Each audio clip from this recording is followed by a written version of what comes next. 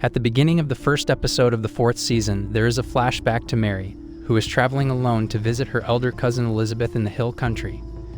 Mary is young and early in her pregnancy at the time. Despite the fact that she has hired a couple to manage her vacation without asking any questions, the two individuals continue to speculate about whether or not she is still a virgin. As soon as Elizabeth hears Mary at the door, John, who is still unborn, can't wait to begin announcing Jesus by leaping in her womb. Elizabeth explains Zechariah's encounter with his messenger and the special calling that has been set before her son. The story pretty closely follows the events that will take place in Luke 1:39-45, with exposition retelling bits of Luke 1-5:25 as well. As the episode draws to a close, the flashback to John's beginnings is brought back into play, and it is intercut with a sequence of events that led up to John's execution. After John's birth, during the circumcision ceremony, the local rabbi assumes that the child will be named Zechariah after his father. However, Elizabeth insists that he be called John, and when Zechariah agrees, in writing, the curse that was silencing him is released, and he is moved to prophesy the work that John will do. This is another example of how these events follow the account of Luke 1:57-79 fairly closely. After the credits have rolled, we are introduced to a young woman named Salome. Herodias, Salome's mother, is putting her through arduous dancing training in order to ensure that she gives a flawless performance that will impress Herod Antipas, her stepfather. After some time has passed, we observe the fabrication of a stage for the performance. Chusa, Herod's home manager, discovers Joanna as she is passing by on her way to get her cloak. Joanna, who was introduced in the first episode of the third season as a covered disciple of John the Baptist and Jesus, is captured by Chusa her route to her destination. There is difficulty in their marriage since Joanna has ceased sleeping at home now that Chusa has openly taken up a lover named Cassandra. Additionally, Chusa and the court are aware of Joanna's covered visits to John the Baptist while he is incarcerated. As the performance draws near, Chusa makes an effort to alleviate the stress that has been building up. A conversation takes place between Salome's mother, Herodias, and her dance instructor about her progress. The reason why the performance needs to be flawless is revealed to us. If Herod is satisfied, he will give Salome anything she desires, and Herodias will use this as leverage to have John put to death. During this time, Joanna makes another attempt to visit John in prison. However, she is only able to catch a fleeting sight of him as he is moved to a more accessible cell. From this cell, he will either be released or put to death according to his sentence. John, on the other hand, is not concerned. He offers Joanna words of encouragement from Jesus, Luke 7:22, and he states that the path of the Lord has been prepared. On that particular evening, Herod's court is filled with a magnificent feast and a great deal of revelry. Meanwhile, Joanna is rushing to Capernaum in order to warn the disciples. Immediately following the intoxication of Herod by Herodias, she gives the signal for the play to begin. The dance of Salome is mesmerizing and pleasing to Herod, which results in her receiving a blessing, just as Herodias had desired all along, Matthew 14:1-12. Following this, John is transported to a room designated for execution, where he will be beheaded and placed on a silver wedding platter. Despite the fact that he has never had the opportunity to attend a real wedding, he is looking forward to the wedding supper of the Lamb, which he will soon be attending. In the moments leading up to his beheading, he has a vision of a lamb and expresses his gratitude to God. This gives him the confidence to face his execution. In the later hours of that morning, Joanna makes her way to Capernaum in search of Andrew. In the event that she locates him, she is not even required to inform him of what took place. Two of the disciples are seen crying while the other disciples watch. With his garments torn and ashes on his head, Jesus enters just as they are making preparations to go find him and tell him about what has occurred. He is already aware of what has transpired. The first part of the episode focuses on Zebedee and his sons getting ready to send out a consignment of a unique olive oil. These individuals, together with Tamar, deliver the oil to the local synagogue in the hopes of securing a contract to provide the synagogue with oil in the future. In spite of Rabbi Akiva's opposition, they are able to secure the contract because they have Jairus and Yosef on their side, as well as the advantage of being local suppliers. However, Rabbi Akiva is opposed to them because he values tradition and precedent over reality. After some time has passed, the disciples are rejoicing over the fact that they have successfully completed their first contract when Joanna surprises them with the unfortunate news. During the time that the disciples are busy organizing the cargo of oil, Rama makes his way back to Capernaum. It is suggested that Shula and Barnaby take on the role of chaperones in order to facilitate Thomas and Rama's time spent together. Rama claims that Kaphne is still unwilling to bless the marriage even after they have been put in a private setting. To her good fortune, she has conducted some study and found a way for them to get married regardless of the circumstances. A man and a woman are permitted to wed according to Jewish law in the event that a father abandons his daughter or in the event that other exceptional circumstances occur. In her argument, Rama claims that the conditions are satisfied by her desire to follow Jesus. To complete the ceremony, all that is required of them is to obtain a pair of witnesses, John for Thomas and Jesus for Rama, and to make vows while wearing a unique and valuable object that functions similarly to a modern wedding ring. Just prior to the arrival of the news that John has passed away, they share this favorable information with the disciples. As they wash their clothing, Judas and Simon Z engage in conversation. However, Judas has soon ran out of funds, despite the fact that he had always paid other people to wash his laundry for him. The fact that the disciples are required to perform basic tasks is a source of frustration for him, and he argues that they need to make the most of their time and concentrate on teaching rather than being distracted by such menial work. Simon Z is of the opposite opinion, arguing that they must be able to relate to the other followers of Jesus, the majority of whom spend their time engaged in humdrum tasks. However, Simon Z retorts that Jesus wants to demonstrate charity, and Judas argues that they could easily acquire the cash if they simply received free will donations from those who had the wherewithal to do so. Simon is satisfied to put his faith in Jesus' judgment. However, Judas is perplexed as to how Jesus could ever hope to gather a following as the Messiah unless he possesses financial resources. The fourth season got off to a good start with the first episode of the new season. I found the following to be the most enjoyable portions of the episode. Every season, the show's production quality continues to improve, and this trend is expected to continue. The editing, the settings, the costume design, and the special effects were all of the highest quality. This should serve as a rebuke to those individuals who complained about the production quality of the first season. Outside of the mainstream Hollywood system, it is unreasonable to anticipate that a program will begin with sets, costumes, and other elements that are comparable to those seen in Hollywood. However, this does not mean that a show such as The Chosen cannot become more successful over time, as it attracts more viewers and acquires more financial resources. Asterisk, although the core cast of The Chosen has always been quite outstanding, the bit players haven't always been at the same level of excellence, even in Season 3 of the show. In Season 4, it appears that this will be changing. The level of performance that even relatively small characters, such as the dance instructor, displayed left an impression on me. Asterisk, the use of flashbacks to John's origin tale as a bookend to the account of John's death was excellent, both thematically and emotionally. Asterisk, the episode had a very good pace throughout its entirety. As a viewer, I never came across a single instance in which I felt disinterested. Asterisk, over the course of the past few months, I have been conducting an analysis of the Chosen Season 1 themes and theology. The manner in which the show develops its concepts and ideas has gotten significantly more sophisticated by the time it reaches the fourth season. During the third season, I was not shy in expressing my disapproval of the olive oil narrative line. The first episode of the fourth season did a far better job of incorporating it in a natural way, so that it did not feel like a distraction and instead helped shed light on the other elements of the story that were more significant.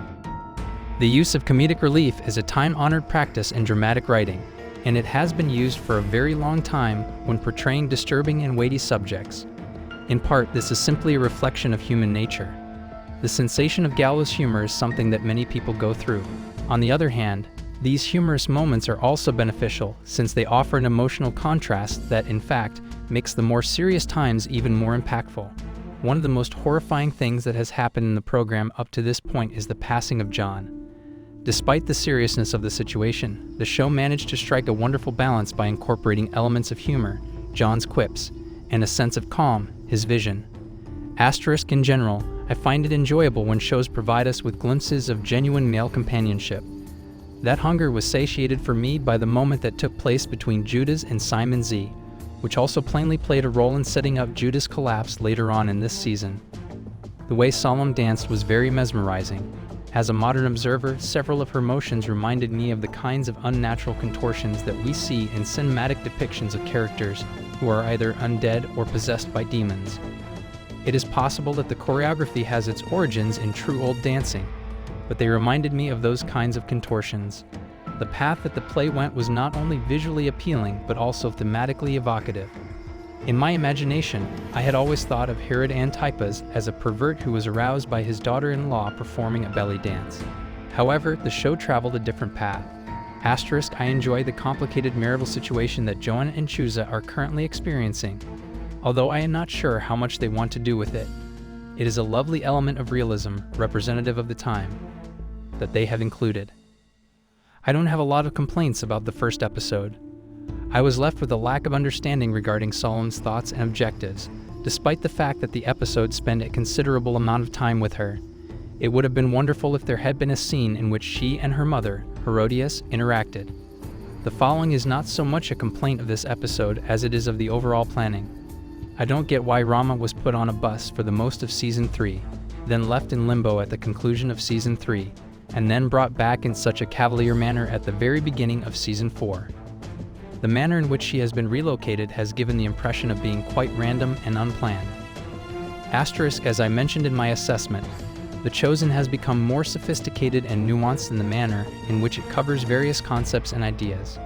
In the beginning and the end of the episode, there are flashbacks that help to underline the main goal of John the Baptist, which is to pave the way of the Lord and direct the feet of the people of God into the road of peace.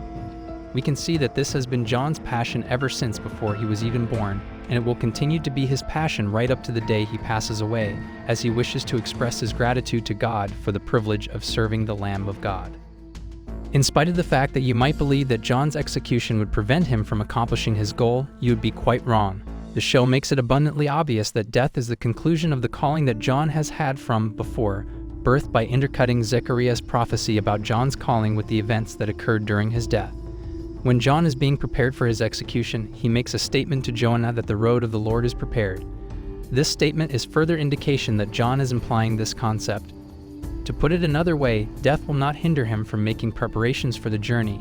Rather, it will actually bring his preparations to a successful conclusion. In the same way that Jesus followed John's path in his life and ministry, Jesus will also follow John's road into agony and an execution that is not just. The news of John's death will also assist in preparing the disciples for the death of their teacher. John is preparing Jesus for what is to come, and the disciples will also be prepared for them.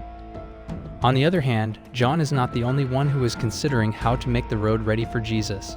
Through his talk with Simon Z, we are able to see that Judas too possesses a vision of how to make the way ready for Jesus, and that he is driven by a spirit that is totally different from anything else. Judas is concerned with practicality, which means that he wants to maximize the efficiency and financial stability of Jesus' ministry by relieving the disciples of unnecessary labor so that they can concentrate on spreading the teachings of Jesus. By the way, I was struck by how much Judas' words echo some of the thoughts and ideas that I've heard bandied about in the modern ministry world. When viewed through the lens of efficiency and pragmatism, a death that is a sacrifice, such as the one that John experienced, appears to be a waste.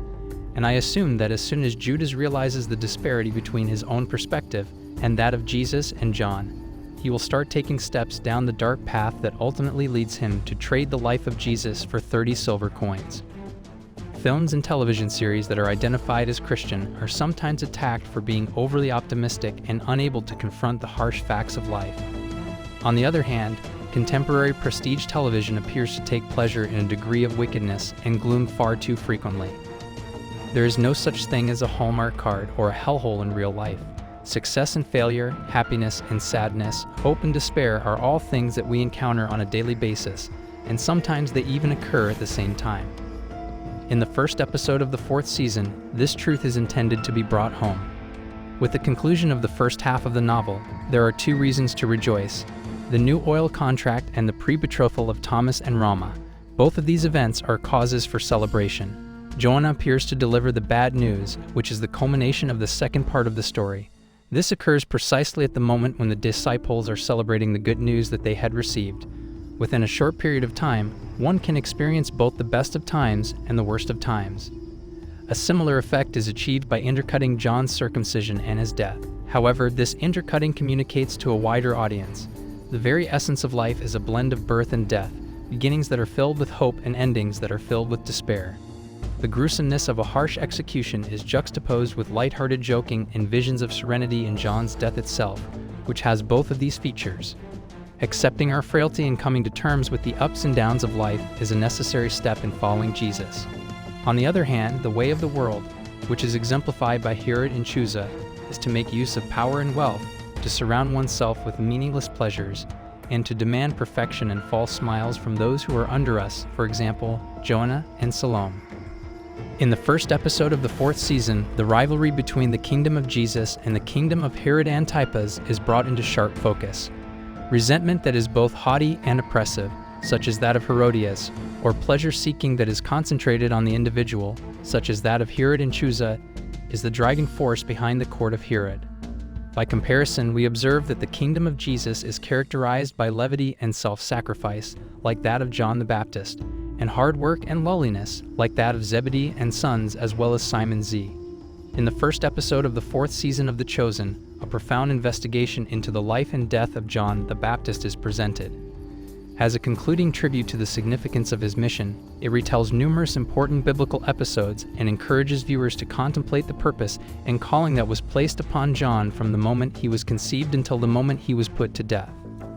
The Bible study and discussion questions that are provided below are intended to assist you in getting your community involved in the exploration of Season 4, Episode 1. This is a serialized show called The Chosen. It is important to note that the majority of episodes are not standalone stories that can be viewed on their own. Rather, they are chapters within a bigger, more comprehensive narrative that must be viewed in the sequence that they are presented in order to be properly understood. In point of fact, the serialized aspect of the plot is becoming more prominent with each new season, while the episodic components that were previously there have become less prominent. As a result of this, I would not recommend that someone begin a study of The Chosen Season 4 unless they had first watched the season that came before it.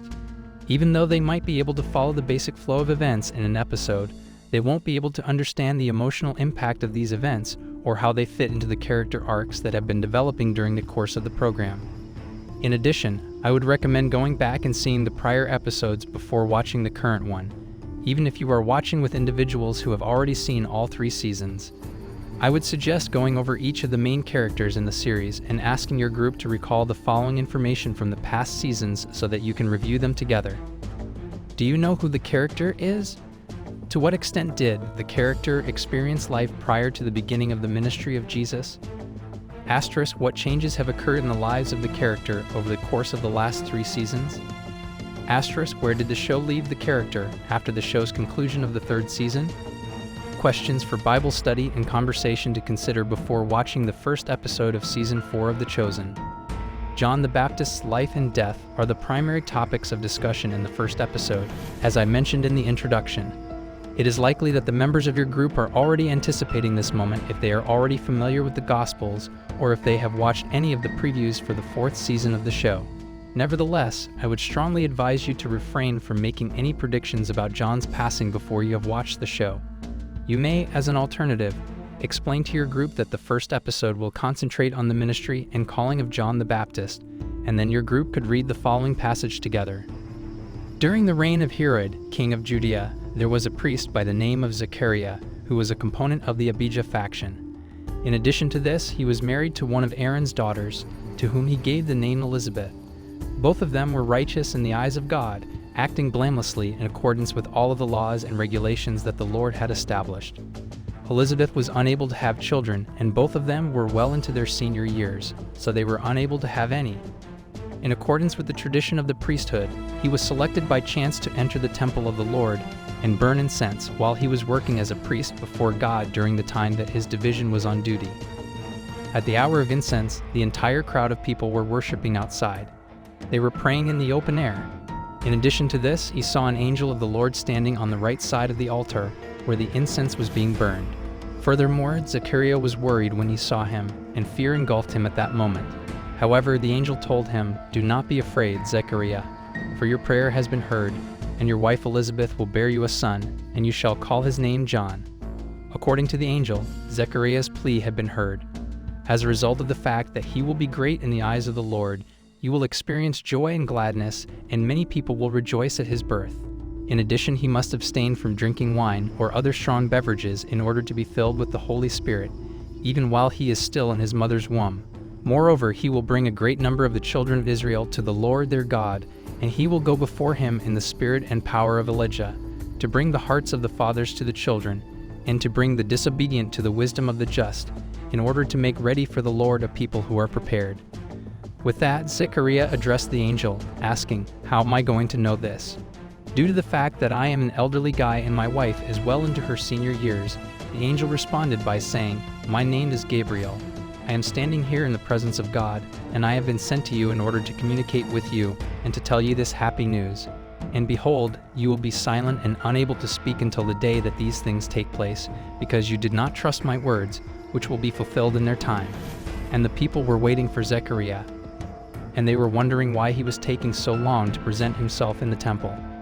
And when he emerged from the temple, he was unable to communicate with them. And they came to the conclusion that he had saw a vision while he was there. And while he continued to make signs to them, he did not speak anything. And once his period of service had come to an end, he continued on to his residence.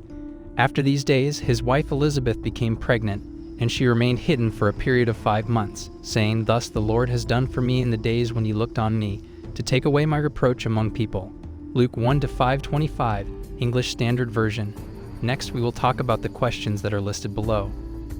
The account of John's miraculous conception is supposed to bring to our attention other stories that are recorded in the Old Testament that are comparable to this one. Are you able to think of any? Given these parallels, what conclusions can we draw about John and the reason he is doing what he is doing? This question demands a moderate degree of biblical understanding. If your group is less advanced in the faith, you might want to provide this context yourself, briefly reviewing the ministry of the prophet Samuel, and if you have time, the miraculous conception of Isaac. According to the angel, John will possess the spirit and power of Elijah in the future. Can you tell me about Elijah and what he was famous for?